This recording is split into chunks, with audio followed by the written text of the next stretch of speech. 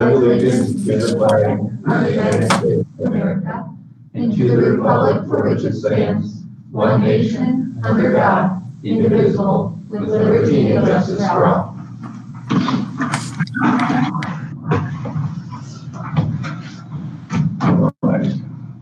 Welcome, everyone. Due to the current federal and state emergency declarations, we'll be conducting this meeting by phone or web conference as allowed by law. For those that are attending online and observing, please do check out our Address the Board link, both in the agenda and on our website, to add comments or ask questions specifically during our special presentations tonight. I want to make sure that if you've got questions, we can get those answered for you in a timely manner. Anything else that's more off agenda, we may follow up with you after. Meetings being live streamed and recorded and will be accessible via the website as soon as possible. We'll take roll call. Beer Hansel? Aye, here. Yes. Helgeson? Here. Hoover? Present. Snell? Here. Stinson? We've got Balkan is absent. And we've got a group of our administrative team and a couple others online. We'll go to 1.3, which is the approval of the agenda. We've got an addition, since the original agenda wasn't published, of recognition of outgoing board members. I would entertain a motion to approve the agenda. So moved. Thanks, Kelly. Second. Thanks, Maggie. Got a motion and a second. Any further discussion? Hearing none, we'll do a roll call vote. Travis? Aye. Joe? Aye. Maggie? Aye. Kelly? Aye. And Andrew is aye. Motion carries. Now we've got a 1.4. We've got a special presentation. We've actually got 3 of them. We'll start out with the Msba presentation of the vacancy brochure and an executive search. That'll be Lee Warren joining us online. Barb Warren, the person we've been working with, is unavailable tonight, so Lee's helping us out. Thank you very much. Can you hear me okay? Loud and clear. Very good. Barb, as you know, took over for Sandy Gunlack at Msba, who retired this summer, and Barb is in charge of a number of different searches. And there are a handful of us who have been working with Msba for a while doing searches. And I will be your point person now. Barb will still be in the background helping out as she starts other searches. This will be my 12th search for Msba. And my familiarity, I think, with Montevideo probably helps as well. So thank you very much for choosing Msba. There are 3 things we want to do tonight. The first is to look at the timeline and nail down those dates and times the time and place of the last 3 or 4 dates. So hopefully you all have your calendar available. Secondly, we want to walk through the vacancy brochure to make sure that everything in the brochure is ready to go. Our intent is to make it live tomorrow so that we can begin the recruitment process. And third, we have 2 questions that we ask applicants on their pre-screening application. So if I was a potential superintendent candidate, when I go electronically to fill out my application, I would have 3 questions to answer. One of them is a technical question. The other 2, we want to customize for you. We'll determine what those 2 topic areas might be. We can craft the wording to fit into our application process. Somebody had suggested earlier that perhaps a question on facilities because of your unique circumstances, or perhaps a question on experience with COVID and dealing with those kinds of circumstances might be appropriate. But that'll be something that you can choose as a board. So, Mr. Chairman, if it's all right, can we look at the search timeline first? Is that okay? We'll look at the search timeline. Can you hear me all right?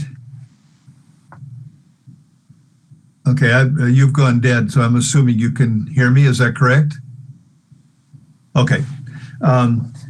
If you go down the search timeline that you have, down to February 18th and 19th, which is our first round of interviews, do you have that? Okay, thank you, Maggie.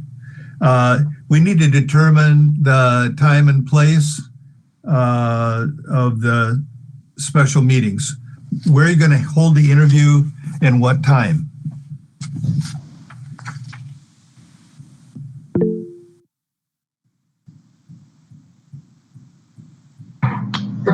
There we go. Now I can hear you. Yeah, we're gonna hold them here in the middle school. In the middle school? Do you know the time? As a board, you wanted, you're doing the interviews, I'm assuming, as a board, correct? Yep. Do you know the time you want to?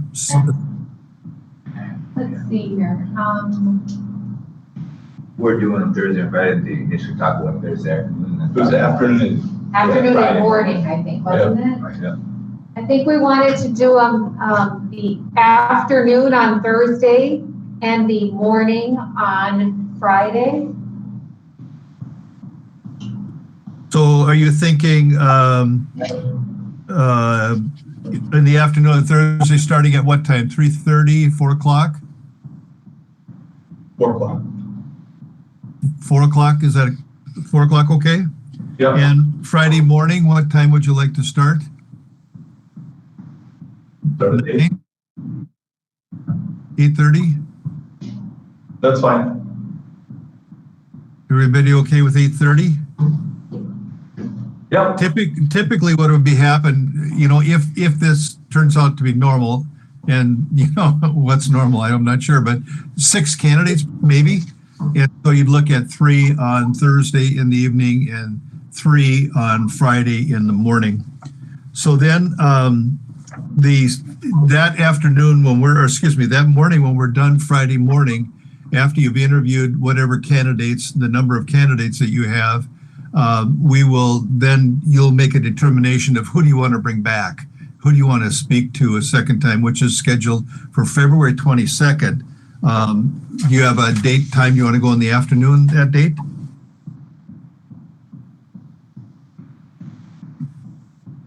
I don't think it matters, just that Not this far out. yeah. Afternoon's fine. Well, the only reason we ask is that we need to advertise to them when it's going to be so that candidates can clear calendars. So 4 p.m., would that work again? Yes. Okay, 4 p.m. on the 22nd. And I would assume it would be at the middle school again?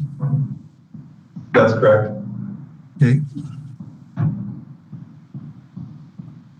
Now, typically what'll happen is that you'll do the interviews then on the 22nd, and then you'll sit down afterwards to begin to talk about, what are you going to do? Who are you going to, pull back if you're going to do more background checks, whatever. Sometimes what'll happen is, as a board, you might go, there is a clear front runner. She or he might be your first choice, and so then you'll decide how you'll go about doing that. And some boards will select.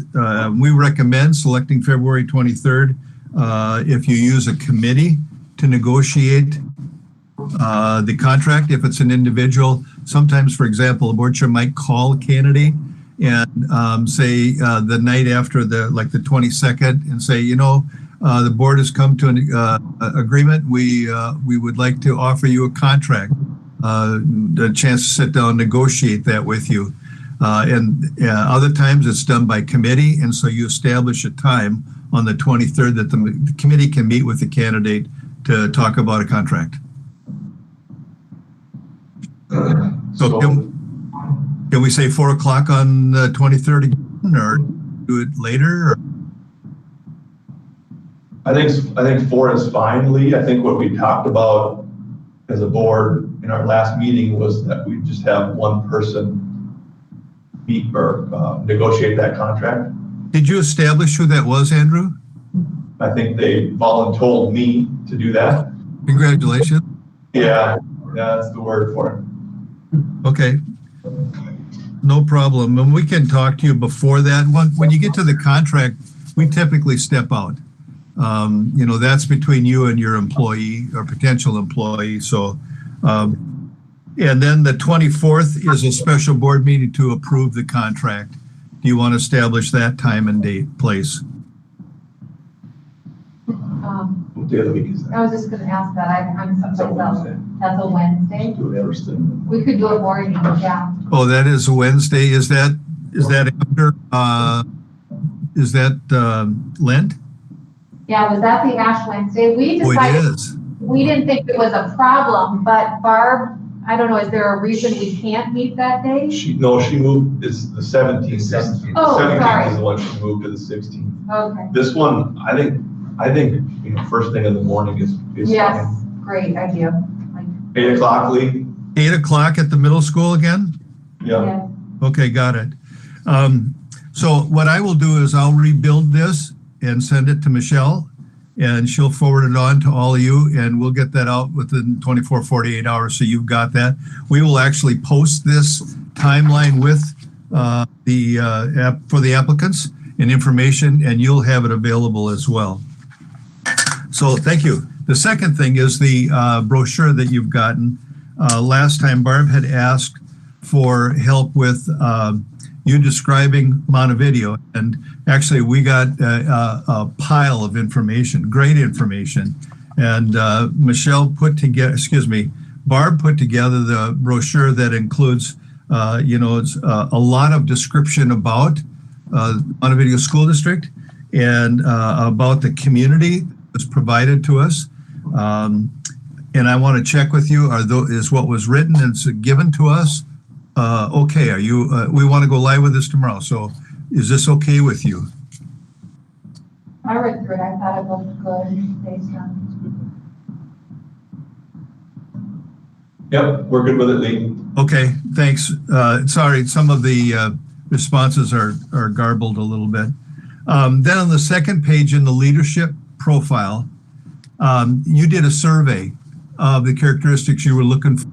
And frankly, there's, I don't know how many, 17, 20 different areas, and almost, I think every single area except one was chosen by one of you as a board member. However, there were 5 easily recognizable characteristics, and those were people, person, visible, accessible to the board, student, staff, parents, community, acts with honesty in an ethical manner, promotes business and community involvement in the schools, and has experience in school finance.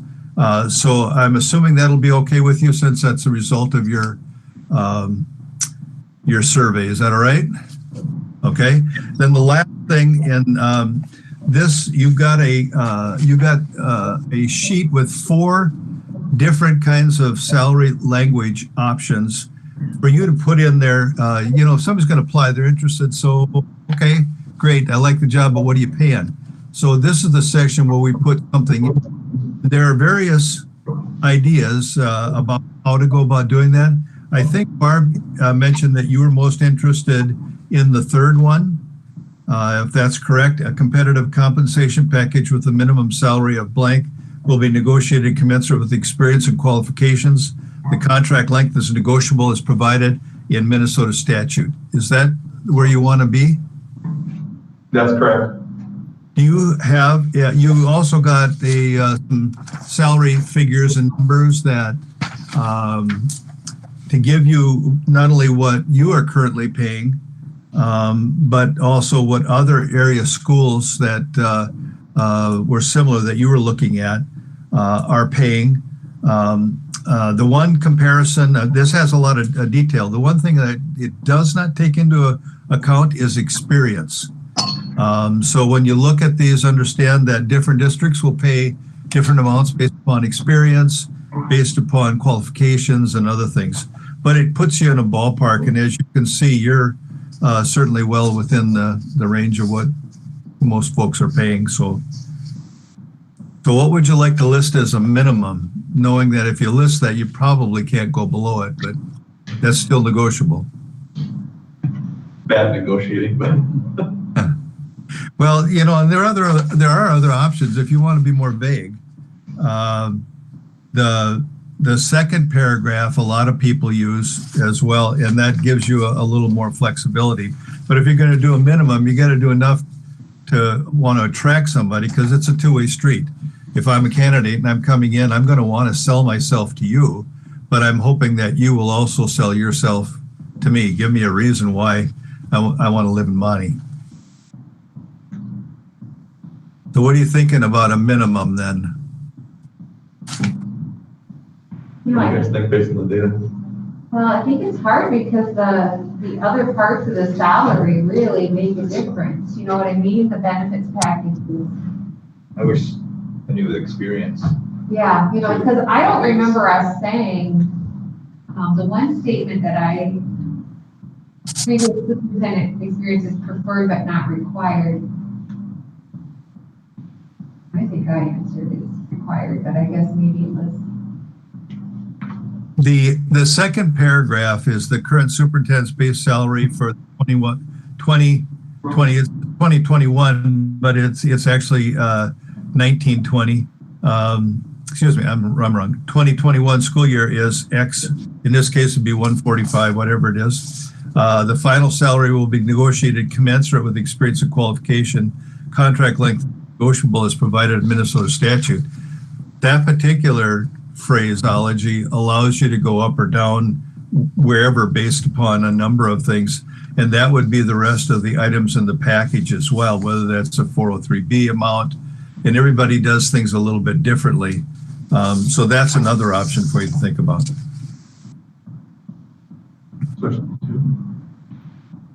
It does leave us room to consider that experience. Right. I mean, you look at some superintendents have want more into money versus PTO versus 403B. Some look like they want more time off and willing to take a lesser salary potentially, or I think it's gives more flexibility if we keep it open like that, depending on the applicants, what their years of experience are, and what their desired total package is, right? For some reason, number 2 never stuck out to me before until now, so. Right, I'm with you. Why didn't we think about that one? Let's, Lee, we're gonna go with number 2. Okay, and then I'll insert that current dollar figure. Now, most people that are going to apply are going to understand that that's the salary only, and there's other pieces. Yeah. But you know, my experience is that it gives you the greatest amount of flexibility as a district to negotiate. And you know, if I'm an experienced superintendent, it's nice. I mean, I can go find out what you're currently paying because it's, you know, public information. But it's nice that you lay that out there.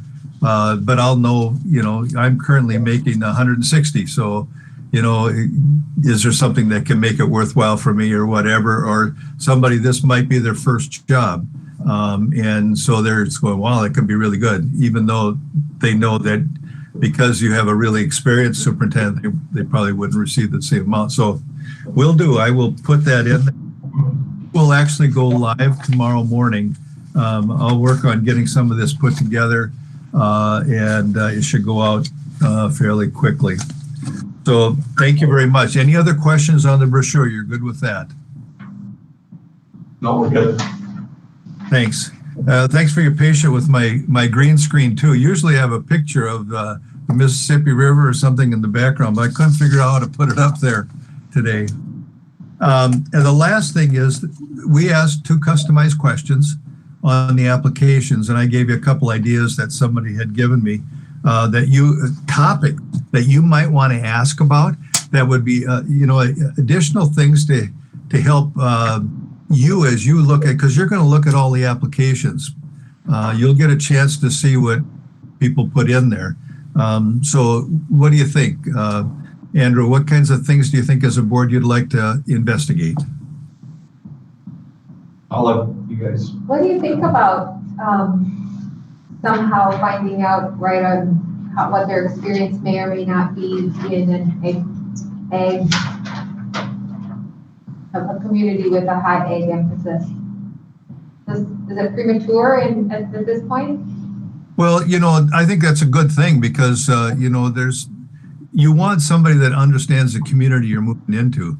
Those of us who have lived in ag country all our life, and it's normal for us to go jump on a tractor when it's time to do field work to help a relative or a friend understand all that, and we just do it. But somebody who comes from, maybe not that background, you might want to know that. So I could fashion something that puts in there, asking them about, do you have experience in an agriculture-based community? And if so, what might that be? Something to that, I'd have to think about it, but I could kind of parse that out so that you could dig in and find out, do they know anything about it? Or maybe they've been farming as a family, as a kid, or whatever. That's So Joe handed me a nice, well-written list here, and that would fit in with one or two of the things you've got written here. Something about ag and community. Ag is part of our community, and that's one of the things Joe was mentioning.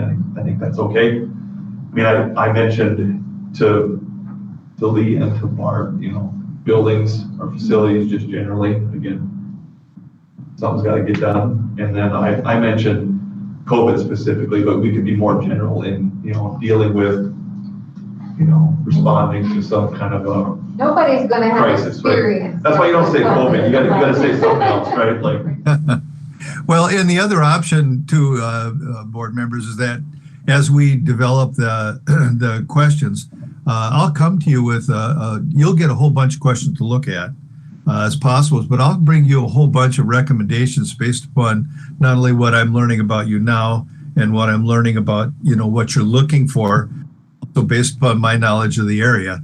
And we can weave in some of these things into those questions as well, particularly comes to like the COVID or virus related, alternate methods of, teaching and learning kinds of things. We can weave that into the regular interview process as well. so you want to take away two things tonight? I would like to take two things if you decide what those are. I'll fashion them and put them together for you. So I think I know what you're looking for. Any other, Joe's got community and interaction and involvement, which we talked about blending ag into buildings and facilities, which is talked about. You have actual questions that you wrote. Okay. I just, yeah. Yeah, that's okay. I just was thinking outside the box. Yep. Recruiting is another topic that Joe's got listed. Recruiting best and brightest. Recruiting staff. Yeah. Mhm. Yeah, I'm just sharing them. They're great ideas, yeah. it's good. So what two do we want to lead with? I can weave some of these other ones into the questions too as we get going. Things are going to go a little dead for 4 to 6 weeks. I was telling Michelle earlier today, don't worry if I don't talk to you real regular. We're working in the background, but we have to put the advertising out there, and it has to work for a while as we do a bunch of things. But I can take these same topics that you don't choose, and I'll weave them into the questions so that you still get a chance to get after it. Okay. So buildings and facilities, what's our other one, guys? Buildings and facilities and ag interaction stuff. Community, something community focused. Let's not get too specific on any one part of the community. Okay. Yeah. Okay. Very good. Thank you for your time. I appreciate it. I know you're going to take action later. If anything changes, I think Luther, you can give me a call yet tonight because we're going to start working on it, and we're going to try and get a bunch of this stuff posted right away in the morning. So thank you for letting us work with you. I look forward to doing more. Thank you. Thank you. Bye-bye. All right. Can you get rid of that? I don't know. You just tap the screen and then it's turn on captions. You're so good. Thank you. Shall I Just got to also, ask the student.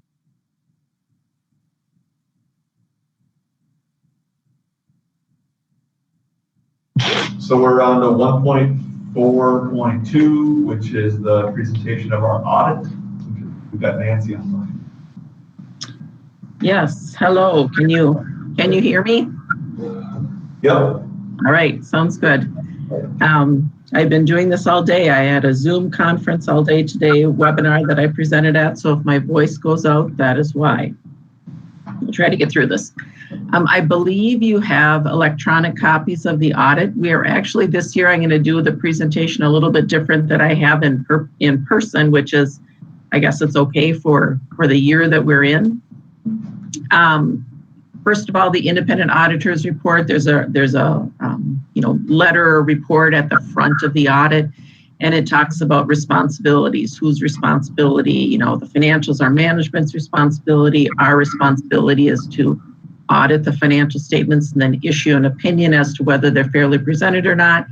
And then we give the opinion, and then it's a clean opinion as it's been, so there's no change in that.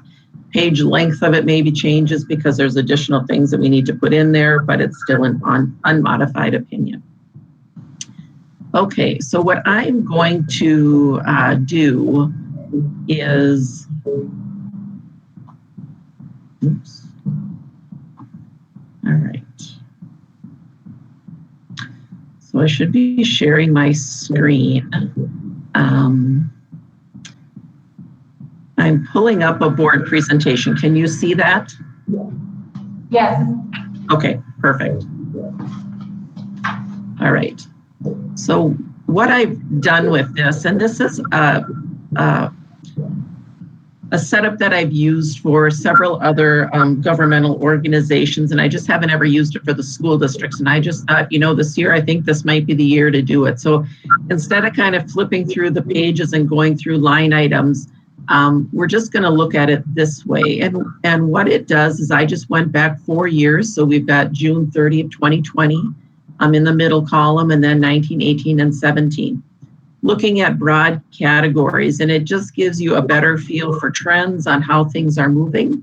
And then, we'll go down the items. So with the, first item is cash and investments. And sometimes I think it's easy to look at that number and say, 2.7, 2.4, 2.1, ooh, it's really dropping, and then 2.7 this year. But that cash and investment has a lot of different pieces that go into it.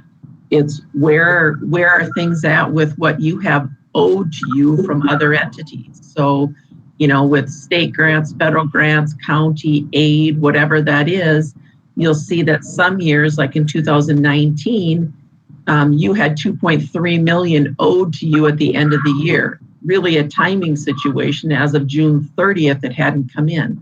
If some of that had come in, it would be sitting up here in this cash balance. And so we kind of need to look at a lot of the numbers, all together.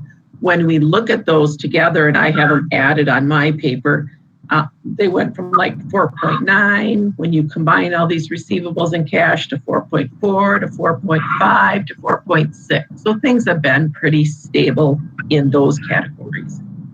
One of the other pieces that comes into play with cash and investments, where you're sitting, has to do with where things are at with what you owe to other entities. And so your accounts and contracts payable, that can vary over the years. Salaries and benefits usually is about the same amount. And then the due to other governments, generally it's been in the 70 to 100,000.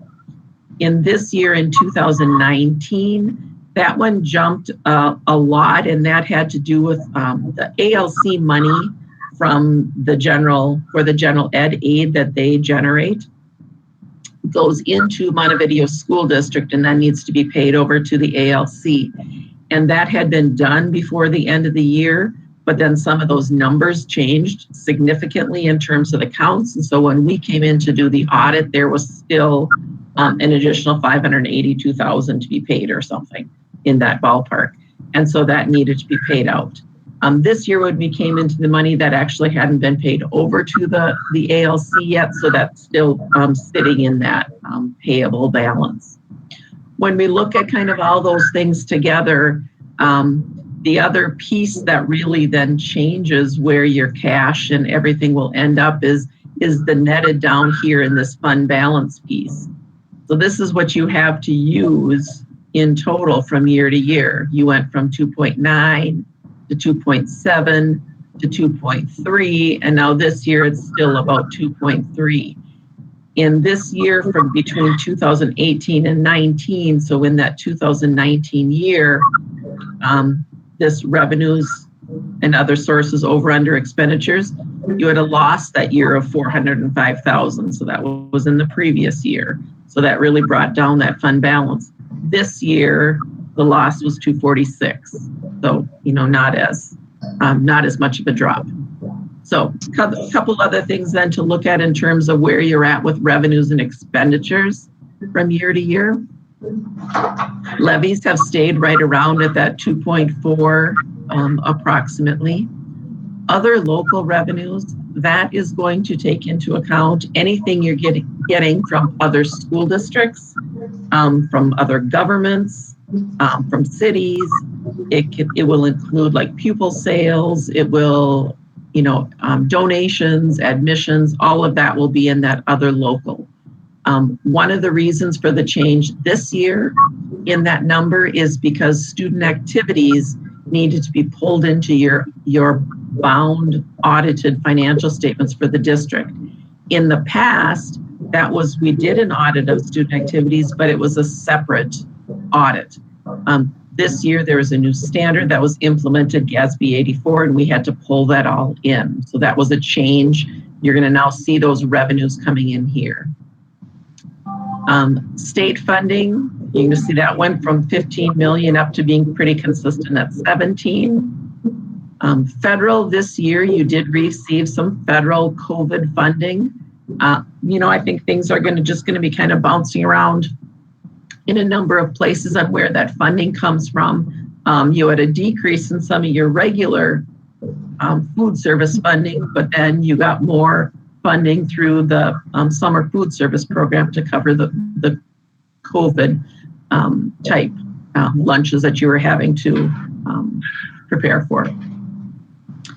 And then interest, and that of course just changes with where things are at.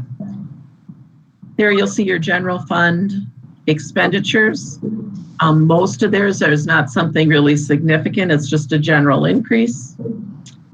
Food service, community service, and then your debt service funds. So things are, really pretty consistent between the years. In 2019, you got some proceeds in from your sale of bonds, and then you did that bond refunding payment immediately. So that just shows in that column. And then this line you can see is what your net loss was for the year.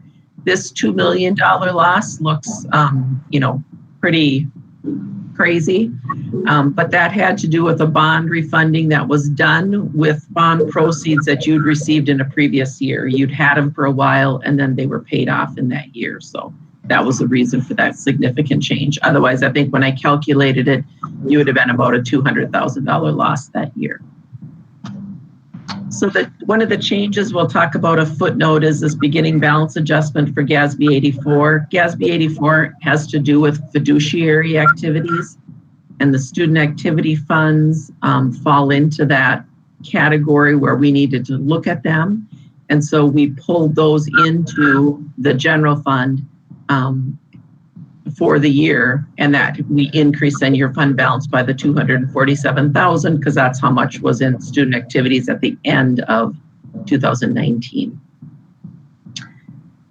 Under just general other information, this is part of our government-wide statements. We've talked about this before, where you have your capital assets and we depreciate them. We have all these entries that relate to OPEB and PERA and TRA and the different pension type things. Those are huge numbers.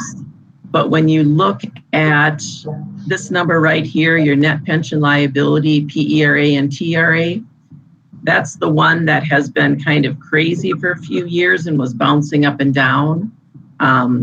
In 2019, there was this huge change in the other direction where, the assumptions changed, different percentages changed, And now it seems like it stayed pretty consistently about the 12 million amount.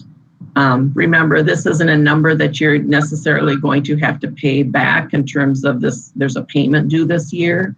It's just trying to assign how much of that PERA and TRA unfunded liability out there that those boards have that you need to realize is related to the district employees at your district.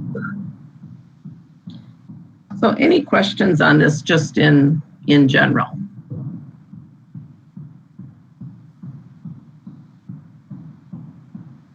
Okay.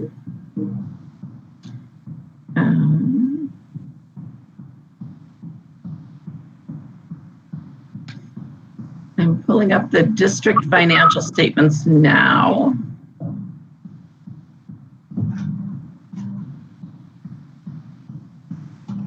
And are you able to see that, the fund balances? Yes. Okay, thank you. Sometimes when I switch between screens, I lose people, and I don't want to do that. This is just to show, as of the end of the year, you know, you have this $2 million something fund balance, but where is it? What's it all made up of? And there are certain items in that a school district has that we need to set aside for specific purposes. And those are going to be, this non-spendable is just a governmental accounting category that we use for prepaid and inventory because you have those items. The real stories come in under this restricted category. Restricted categories are going to be because they're in state statute. So that's a lot of the restricted categories that school districts have to follow because, you know, it says that X dollar amount of operating capital per ADMs has to be set aside for operating capital purposes. And whatever you don't spend in a year, you have to retain for the use of the same purpose in the next year. Artist grant, that is not a Minnesota state mandate. That's something by the donor says you have to use this money for a specific purpose. So that's restricted. For the bond payments, this one down here, in your bond documents, it will say you need to set aside any funds that you have for levies, you know, aid received, and they need to be used for bond payments. So they're set aside for that purpose. So there's a lot of different categories that they need to be saved for. Food service is set up such that any money that comes in, whether it's from state money, federal, or local sales to students, adults, whatever that may be, you know, the net balance in that fund has to be used for food service. You can't make a transfer over to the general fund. Same thing would be true with the community service funds, which are the fund balances here. Then the last category under that is going to be student activities and scholarships. And this is, you know, different from what you've had in the past. You haven't had that one in there. We moved that in this year. The total of those two is really what's considered student activities. But we need to show the scholarship funds separately because that portion of student activities can only be used for scholarships. And so we've recorded it that way. And that is in following, the state gave actually some pretty good guidance on how to report those student activities and scholarships through the school district. So that was good to see. So those are just your fund balances in a summary. The next thing, this is your schedule of federal awards. As always, you have federal funds that we need to audit. If the balance here total of your federal funds is over $750,000, we need to do a single audit. Your funds have been over that, you know, the threshold for a single audit for many years. We look at those and whichever categories, if there's a cluster, which the nutrition cluster is where they add together your breakfast, your summer food service, your school lunch and breakfast, and all of those federal dollars together. If they're over 300,000, we have to audit that program. So that has been the program we've audited for many years. As long as it covers 25% of the total balance, which it more than does, that's the only program we need to look at. And so we do the audit testing for federal purposes on this program. We do other grant testing just because that's a significant portion of your revenue. And when we do that, we usually look at Chapter 1, and then we'll look at your federal special ed program. We don't look at them for the same compliance testing procedures that we have to do for federal, but we're looking at them in terms of, did you earn that money? Did you spend them for the proper purpose? So we do all that testing. So that's your CFA, a schedule of federal awards. This is your schedule of findings. This is nothing different than we've had for the past few years.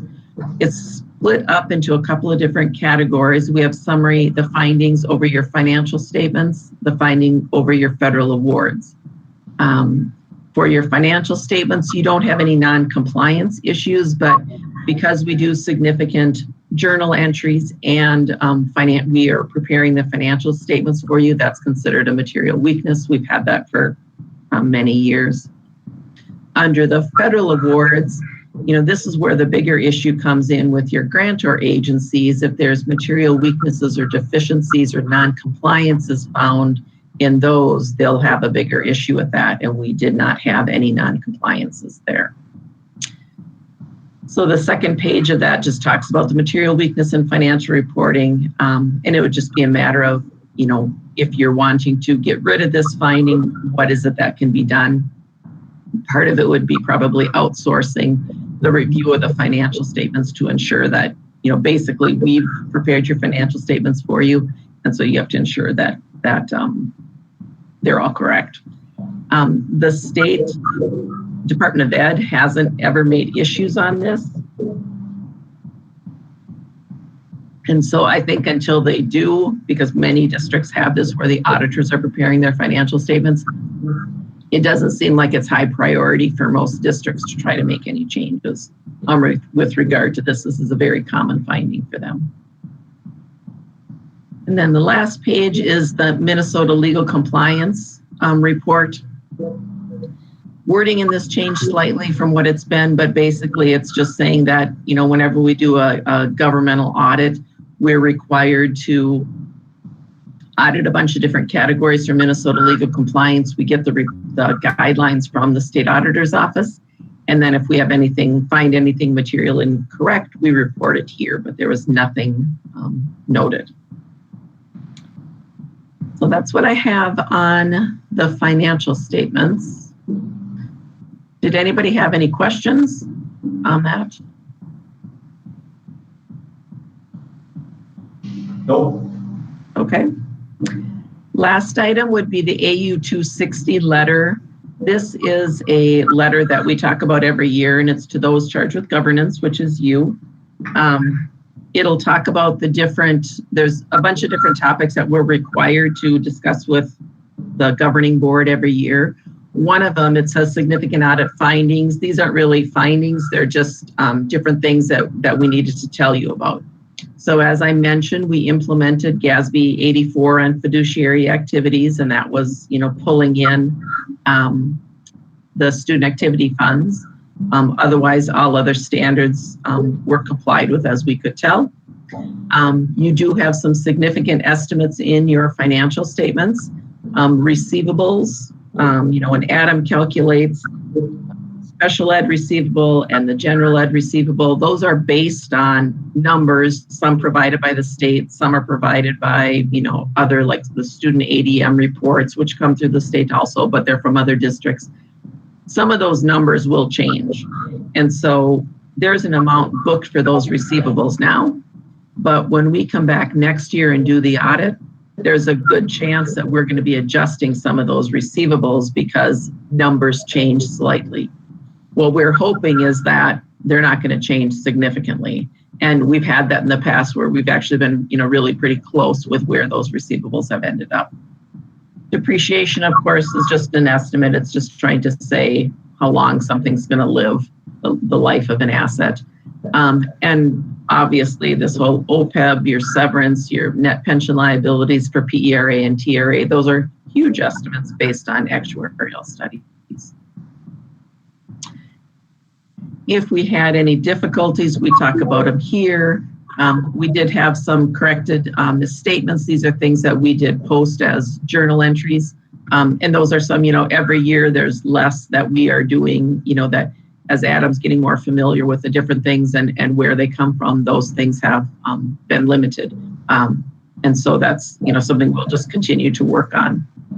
We had any disagreements with management, we'd have to talk about it here, or if you went to a different accountant because you didn't like our opinion, we would have to talk about that here too if we knew about it. So that's basically, what we have.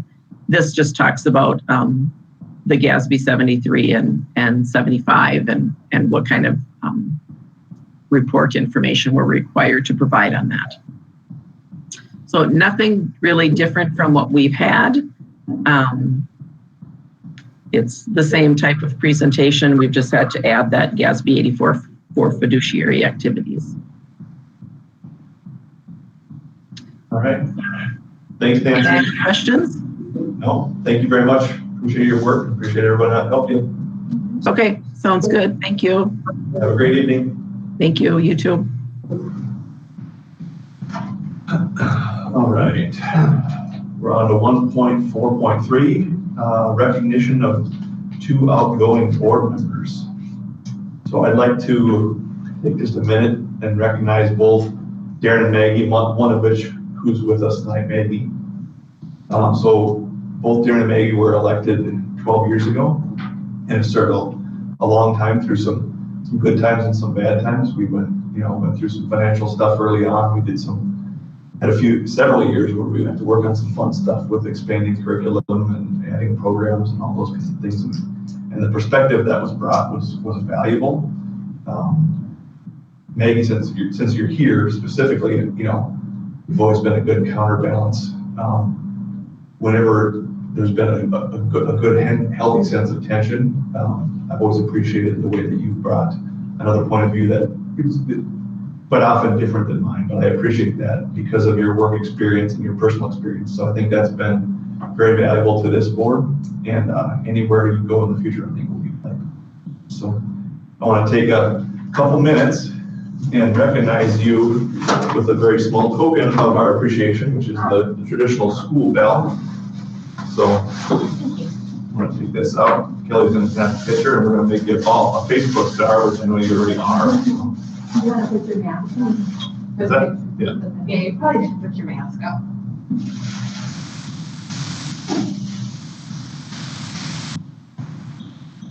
So, representing your 12 years, 2009 to 2020. Guys.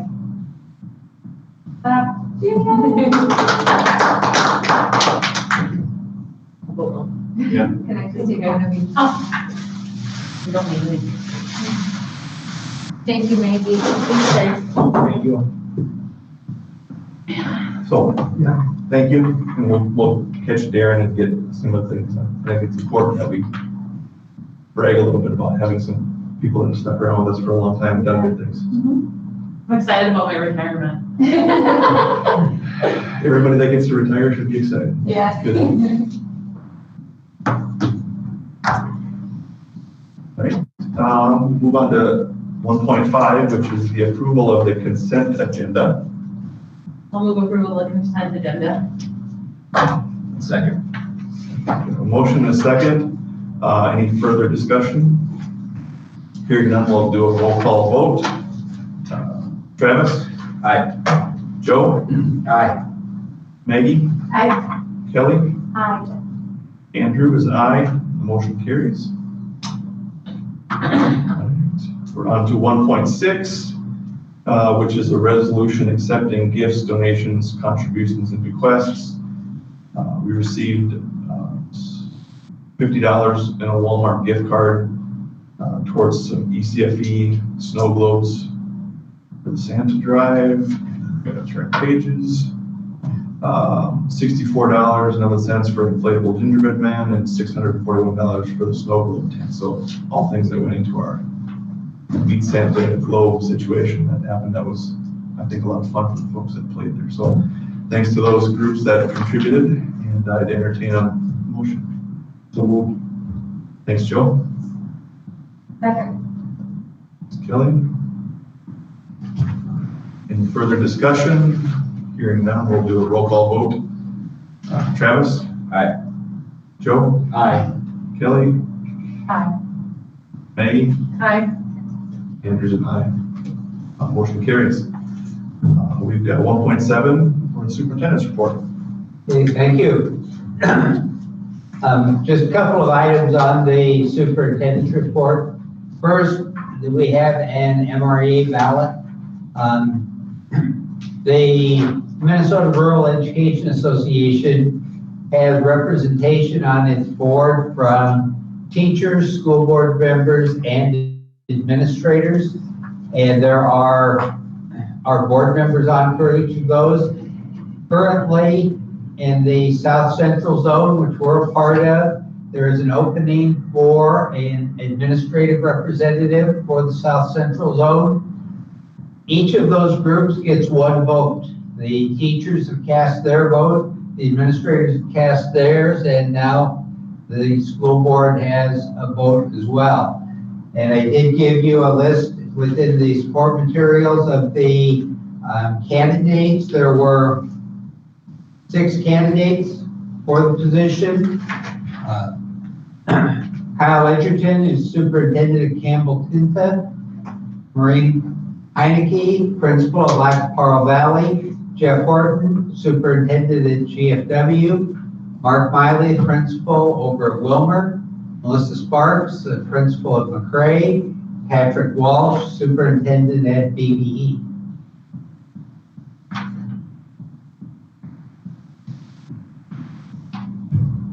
So we need to get consensus on who we'd like to cast a vote for.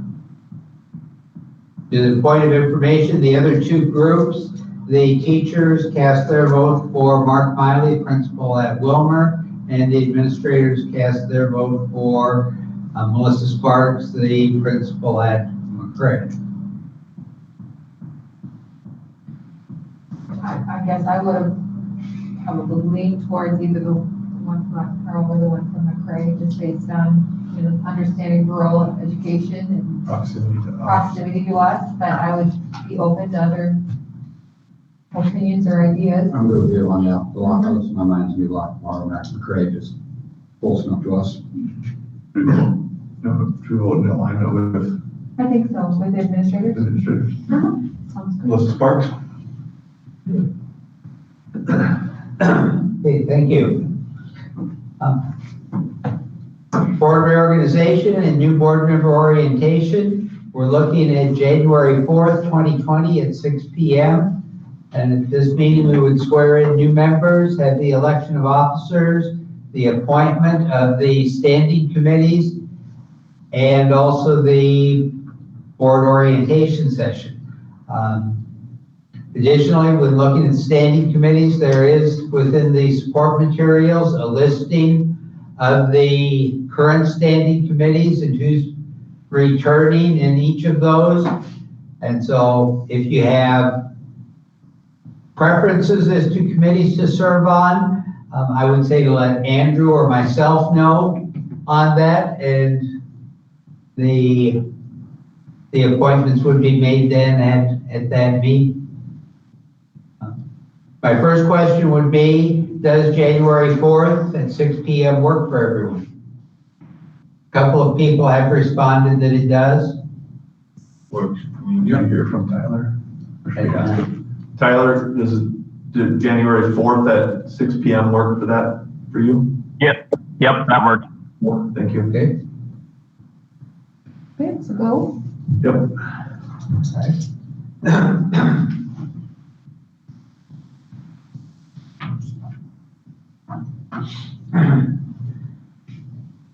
Okay, then MSBA Winter Conference, it is virtual this year. The dates are 3 Thursdays in January, the 14th, 21st, and 28th. And it'll run from approximately 8 or 8:30 in the morning until about noon. Registration deadline is January 6th. Several people have indicated to me that they're interested in registering, and we have taken care of that. And we can Once you are registered, you'll get the information. You can either do it independently at home, or we can meet as a group, for example, in the boardroom and utilize the larger screen and have lunch along with that at towards the end of it. Entirely up to you as a group, how you'd like to do things. Is that something you guys are interested in doing? I mean, it would be a soft surrogate for what we've done in the past. You know, personally, yes, I would say I would be in favor of that. It just seems like it's so easy to get pulled away, and if you're not If you don't just take aside the time. your time set someplace else. So yes, I would be in favor of meeting here and doing it. Not that you'd have to do Whatever it that possible, way. I mean, you might not get everybody all the time. If it works out, I'll be with you. Okay. So let's plan Okay. roughly for that.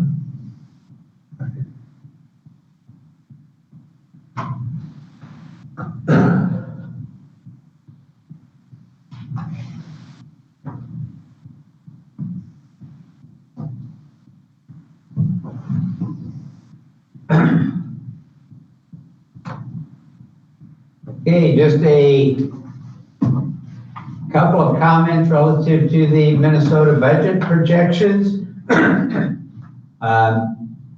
The budget projection came in a little better than what they were projecting earlier in the year. Not the type of surplus we've seen in some of the previous years. They're looking at a bit of a surplus for the initial year. However, they're also looking at a fairly significant deficit going into the next biennium. So the impact on the state budget is going to be a little better than it had been before. The state does have some reserves to shelter itself a little bit from some of that. Implications for local school districts. It's going to hit a lot of local school districts, ours included, fairly significantly. And you'll see that when we go through the budget hearing and the figures on that.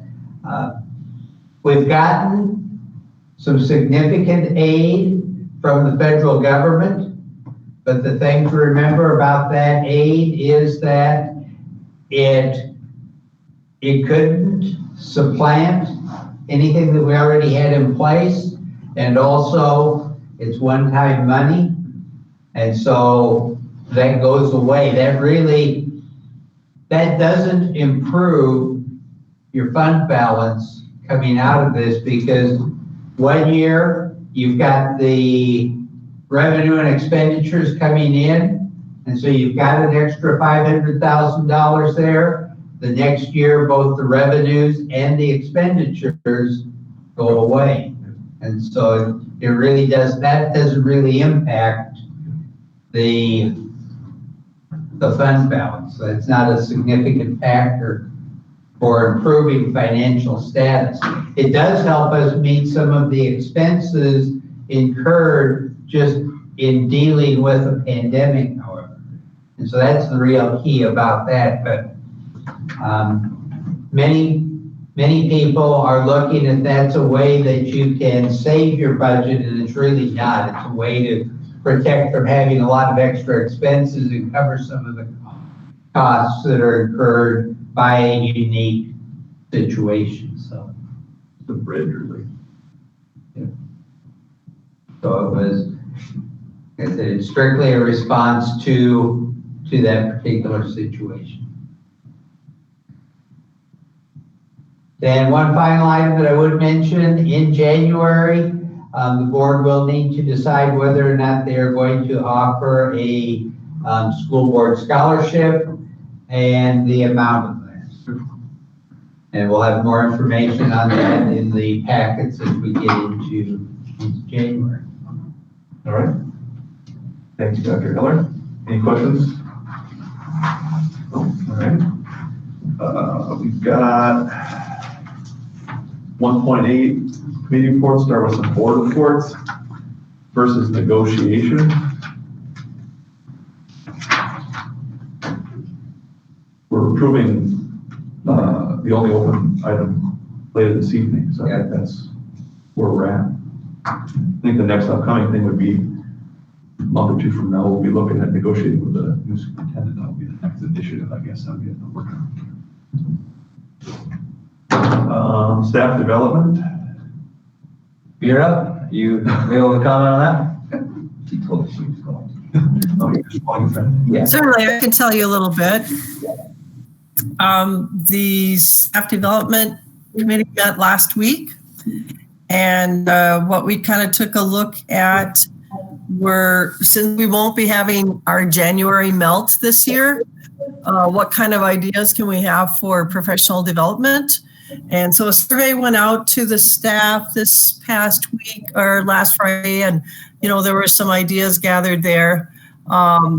And then we talked about, I know at our admin team meetings, we've also talked about some of the ideas of how we want to use that day, because we won't be gathering together with everyone. And then we also talked about the MRE conference. That was a virtual free conference. We were a little disappointed that only 15 people from our district registered for the conference, but some of the comments that came back were that it was just it was a bad time. It was kind of being held right before, while the teachers are getting ready for our own conferences. So that was kind of tough.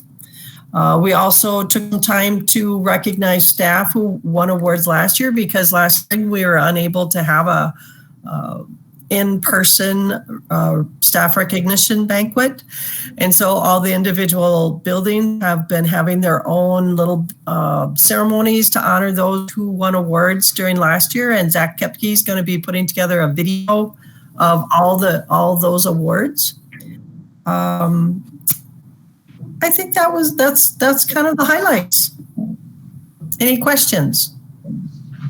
Thank you, Red. It's nice to hear that everyone's doing a nice job kind of filling the gaps, make sure those folks are recognized. That's good. Nice Yes. All right. We'll go on to 1.8.2, which is administrator reports. Oh, I'm sorry. It's my first time. So some updates.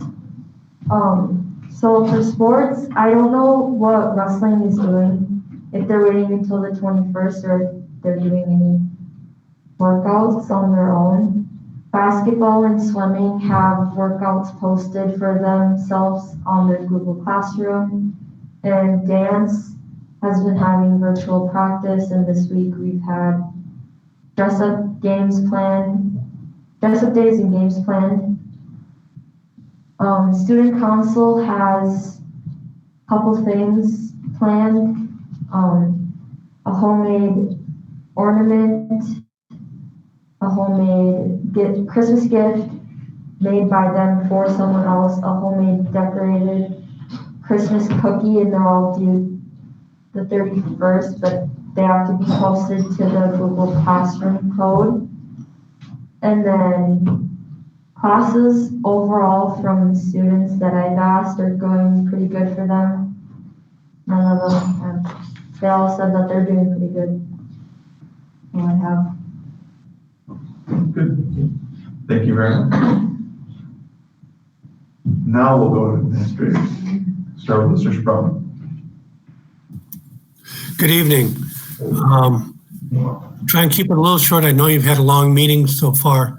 Wanted to report, it's been a while, but we haven't met since we've had parent-teacher conferences.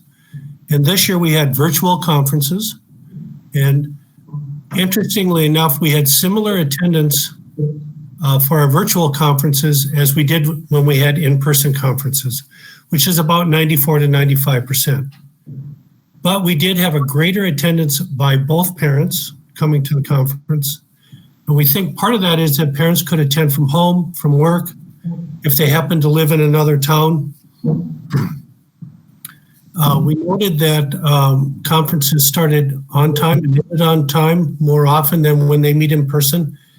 And part of that is parents with kids in multiple buildings aren't running all around town that night trying to make a conference. And there's just less distraction. In our building, we see lots of younger kids attending the conferences, and they tend to be a distraction. When there's parents coming from different places, we lose time because we're waiting for others to show up. And what we're finding is in-person meetings just take longer. We had a concern that we may not be able to share the documents that we would like, but the technology worked really well for that, in fact. So I think going forward in the future, when we get a non-COVID reality, I think we should be considering a virtual option for parents moving forward, along with in-person options. Any questions about conferences? If not, then I'll just move on to currently, even though we're in distance learning, we have 57 in-person learners at Ramsey. Most of these students are students who do not benefit from distance learning. They tend to be special ed, ELL, or others who they just don't get online when they're doing distance learning. We're limiting them to 4 kids per classroom at max, and kids may attend 2, 3, 4, or 5 days a week, depending on their needs. And then finally, in January, we are set to start a pilot for a virtual tutor with reading course. Like other organizations, Reading Course has had to rethink how they might deliver services to kids. And we're going to be a pilot site for them for a total virtual program. They have hired our tutor and they are training them now. Our tutor will be living in Wisconsin. We're getting 18 hours a week, and they'll be able to serve about 8 to 10 kids a day with their 18 hours a week. That's all I have for you, unless you have questions. No questions, Bill. Thank you. Yep. Mr. Gray, you're up. I'll try and keep it short as well. I'm in sunny the Bahamas, so. Sure. You accepted some donations on the snow globe, but I don't know if everybody understands what that was. We've struggled to do any in-person things for community ed. So one of the things that Marie and Ashley came up with was to do a Santa Claus in a snow globe. It literally was a plastic globe that Santa Claus came and he was in there where he could stay safely, socially distanced away from families. We had 65 families come through in cars, one at a time. They got to walk up to the globe, take some pictures, talk to Santa, walk back to their car, leave, and then the next car came up. So it was quite, it was really kind of a neat thing. I think some pictures are out there on Facebook, but that's what that was about. So you understand what that was even talking about.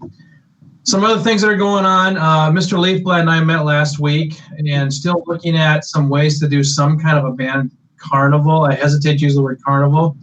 Some kind of a band fundraiser of sorts with some pickup dinner options, donations from Cenex, which people could order and stop by the high school and pick it up, similar to what we do with lunch right now.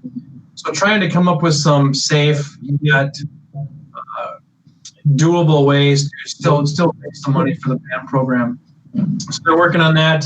We're also still talking about marching band. Talked about it last year and wanted to get it started, but obviously going to distance right in the spring, that totally fell apart, but still kind of have a plan for, if it's possible, to maybe reinvent the Monteville Marching Band. And we're looking at some schedules, some parades to go to and different things, including a band-only parade here in Montevideo on a Wednesday evening if we can make that work. So just some things that are in the plans. Some other things, Alondra did talk about athletics where we're at right now. We are currently scheduled to start in-person athletics at grades 9 through 12 on the 21st, which is next Monday.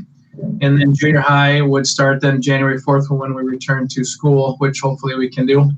That's all pending Wednesday's announcement by the governor. Schedules have been completely reworked.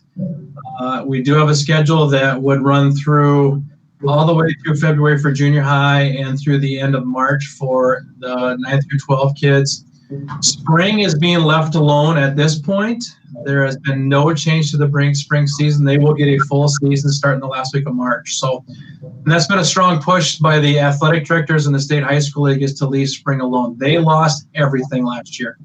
They're the only season that lost everything. So it's been a real real strong statement of leave spring alone. So that's still in the works. Obviously, we'll know more on Wednesday and Thursday with the governor announcement and then a high school league meeting on Thursday morning. Along with that, the COVID return to play is a document that you should have received. That's a document that the high school league put out that I took and tweaked a little bit that I thought would fit us better. And really, it's exactly what we do now if there's a student athlete that has an injury that takes them out of competition for a week or two, or even an illness, non-COVID illness. It's very similar to what we do with concussions.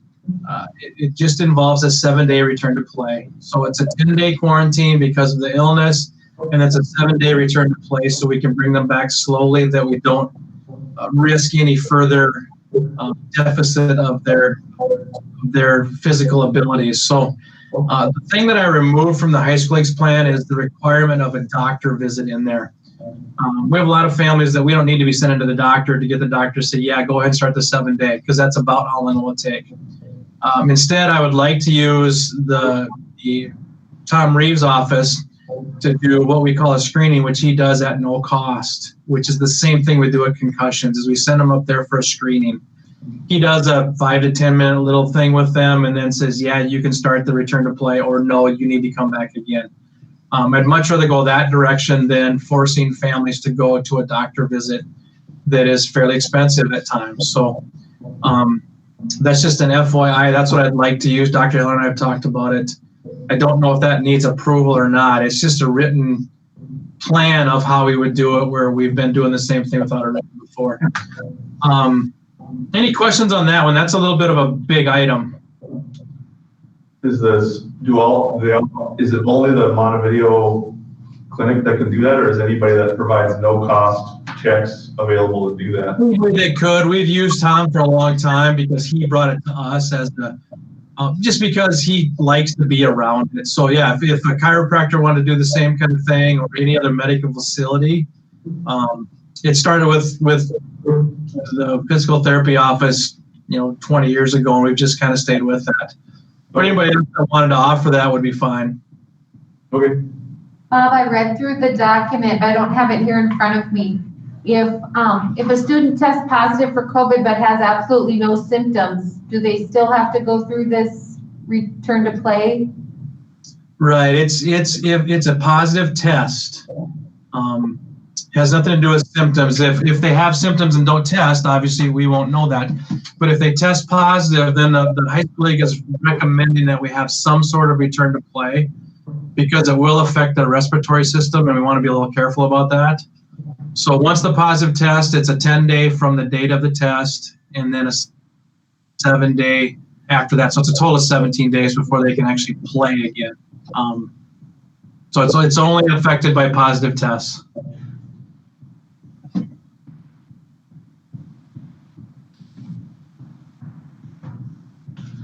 Silence means there's no other questions. So the last thing that I want to talk about is wrestling. Talked about last month in November about that, we had some discussions amongst the 3 schools looking at possibly splitting the co-op into 2 teams again. And it's really Montevideo going on their own, Blackpearl and Dawson working together yet as a co-op. I've had some conversations in the last week or 10 days that this maybe isn't a smart year to have that conversation, with not knowing if we'll even have a wrestling season. And if we do have a wrestling season, it's going to be cut short by quite a bit. We've got a number of kids, not just in Montevideo, but statewide, that are choosing to not participate in this year because they don't know what they're going to get.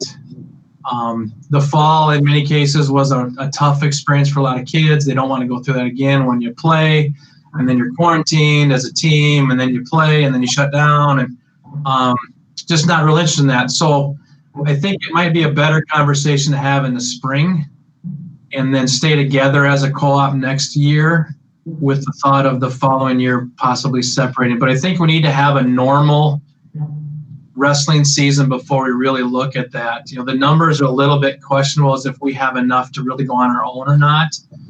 And that you should have received, again, a 5-year history of what our numbers have been. And that's, after we've been in the co-op for 3 years. So we had been in the co-op for 3 and then those 5 years, our numbers have stayed pretty consistent we used to have 40 to 50 elementary kids and we ended up with 20 to 25 kids at the grades 7 through 12. So I don't know if 20, 25 kids is enough to really put a team on the mat that's competitive, giving kids the best chance. Practice gets tough when you only have one kid in a weight class. So just a thought. I will be talking to the other 2 ADs, kind of saying the same thing, that maybe this is not the smartest year to do that. Questions, comments about wrestling? I'm not seeing any. Travis, Kelly, anything? No? One quick question is that new state of play to return, is that going to be something that is voted on, we're going to implement, or is that something that we're just going to insert, or how does that work? Yeah. It's not an action item, right? No. So is that something that we're just going to implement? That was my intent on that. Unless as a board you feel there's a need to take action on it. Personally, I would just like to have a little more information on if a kid goes down for 14 days of COVID and the doctor is able to go, to hold them up for 3 weeks. I can just see there could be some pushback, and I think I'd like to see a little more conversation or discussion about that before we implement it personally, if that's my opinion. It's only 17 days total from the beginning. I don't know if I explained that right. So it's a 10-day from the date of test, which they're going to be quarantined during that time anyway. And then once they come out of quarantine, it's a 7-day return then. So it's a 17-day total, not 17 after they come back. It's only 7 days after they come back. 17 calendar days or 17 practice days? 7 calendar days. Because a lot of that stuff, if they have that information, they can do that at home. It doesn't have to be with a coach or with anybody. You can do that on a Sunday. Their return to play, yeah. They're slowly going into walking and then running That makes a little more sense. I misunderstood. So yeah, it's really 7 calendar days beyond quarantine, right? So when they leave their isolation, then they start doing the activities. Light workups. They shouldn't there. And it's already aligned, did you say it's already aligned with like an injury protocol? That's very similar to what we do with concussions in a lot of cases. We don't call it 7 days. We don't talk about the weekends, but we say a week. So if a kid's out with influenza A that knocks them out, they're out of school for a week or 10 days, we have them do the same kind of a progression, just natural, because you have to build up that strength again. It's no different than starting a season. You have to have a few days of practice to get yourself back to where you're physically ready to 100%. So we already do a very similar kind of thing we have for years. This is just putting on paper. Did you? Yeah. Okay. Anything else, Bob? Nope, that's all I've got. All right, thank you very much.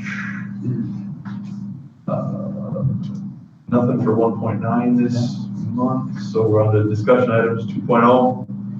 Start out with the budget levy hearing 2.1. And Adam will discuss the levy certification. Hello, everybody. Good evening. I'm going to share my screen here.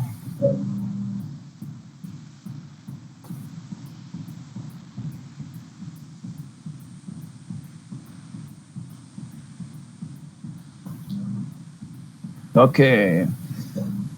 So tonight we have to certify the pay 21, the 2020 pay 21 levy. The first comparison here is looking back at the current levy, or the pay 20 to the new levy coming up. An increase overall of 2.01%. And you can see the breakdown there. No real significant changes other than the one in community service, which we talked about in September, and over the last couple of years, an increased disabled care levy amount. Otherwise, the general fund levy had an increase of about 2%. Debt service actually went down a little bit, and so overall it's a 2.01% increase on the levy. The comparison from the proposed back in September was there were no changes from when it was proposed. So the dollar amount stayed the same, and the maximum authority was approved in September. So it stays at the total levy amount of 2.827 million, and that's payable in 21. So it'll be recognized in next year's budget. This is the levy certification from the Minnesota Department of Education showing those amounts. Again, with the 2.01% as I outlined in the previous screens. So that's kind of all on the levy. Again, this prepares us for the budget for next year, for FY22. And as Nancy presented on our audit, thought I'd just share some of the history on our general fund balance going back to 2007, 2008, where we were down to 4.17%. We've seen the increase as we made the cuts over the years, about 10 years ago, and we've rode that wave a long time here, and now we dropped down to 5.86%. So the bleeding has kind of stopped, but still our expenses are more than our revenues coming in. And so this kind of leads us into what we're going to be looking at as we start building the budget for next year. Any questions on that?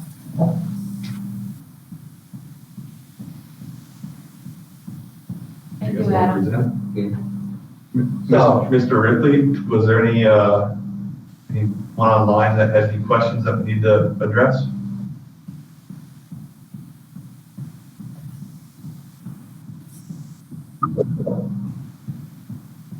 So one of the things that we will be doing now as we start working on that budget coming up is that, in fact, we'll start this tomorrow morning, so we are right now, when we look at this fund balance, we're at just under 6%. Our goal is to be between 10 and 15. We're going to be looking at how do we get from 6 to 10 with the budget that we're putting together. And so that's going to be the first step that we're going to take a look at making is that 4% step to get up to above 10%. And that is going to require that there be some budgetary reductions.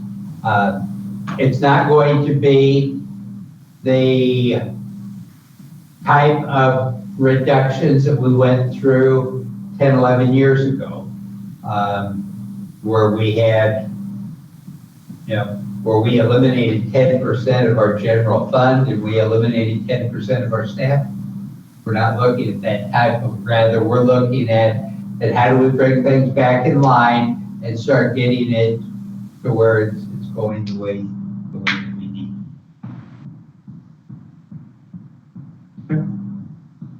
Sounds good. We'll move on to discussion 2.2, first read of board policy 5.15. Okay. Mr. Sprung, would you like to speak to this one? Yes, this came up as we were looking at Reading Corps, and we have to share data student data with Reading Corps in order to do student placement and ongoing assessment to see how kids are doing. And so we had to look at the agencies in which we do share data, and they include the Service Co-op, Woodland Center, and Reading Corps. And so the wording you're seeing is that we can share with contracted anybody who's contracting with the school district that fits in line with the duties they're performing for the school district.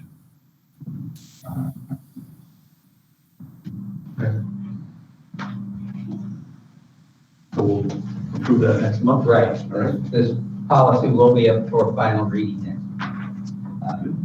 And it really, it's just come up, but we've been actually doing this in the past. We've had, for example, service cooperative employees that are in those roles, and the board contracts with them to perform those duties, and they certainly have access to that private educational data because they need that in order to do their job. One example, probably one of the best examples we have of that, is our psychologist. She's a service cooperative employee, but she's housed here 100% of the time. So. Yeah, I would think it almost also would be impacting teachers on call if you've got a long-term sub. I mean, they're a contracted employee too. They certainly need to know how to absolutely take care of their students. So it's a good change, good catch. All right, on to 3.0 action items. First item is the certification of our 2020 payable 21 levy. And I think we need to move this specific dollar. All right. Yes. All right. Move that we certify the 2020 payable 2021 levy at $2,827,673.07. Second. Thanks, Megan. Thanks, Joe. Motion and second. Any further discussion? Hearing none, we'll do a roll call vote. Travis? Aye. Joe? Aye. Maggie? Aye. Kelly? Aye. Andrews and I. Motion carries. 3.2 is the approval of the superintendent vacancy brochure and executive search timeline that we reviewed earlier in the meeting. I'll make a motion to approve the superintendent's vacancy brochure and the executive search timeline.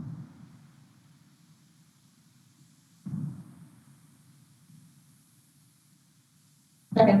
Thank you, Joe. Thank you, Maggie. Any further? Hearing none, call for a roll call vote. Travis? Aye. Joe? Aye.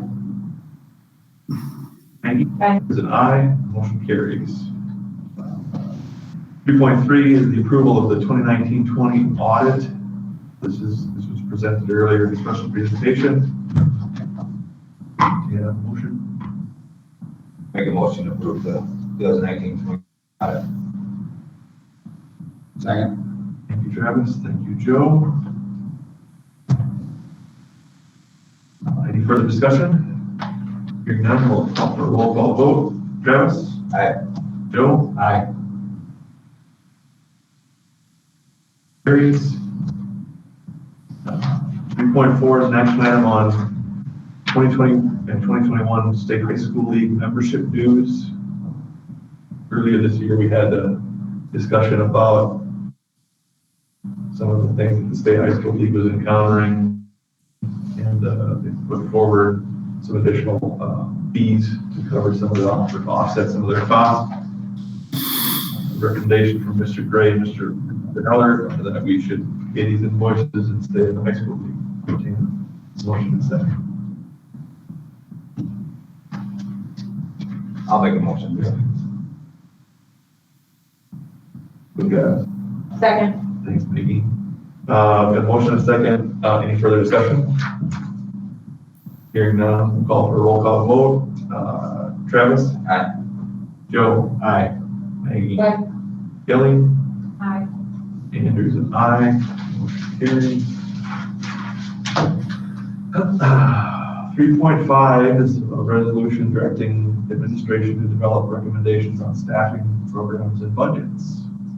This is an annual item that is really the first step in moving forward then with the budgeting process, and it's necessary before we can have any reductions or anything also. Move the resolution. Second. Travis. Motion and second. Any further discussion? Hearing none, we'll call for a roll call vote. Travis? Aye. Joe? Aye. Maggie? Aye. Kelly? Aye. Andrews and I. Motion carries.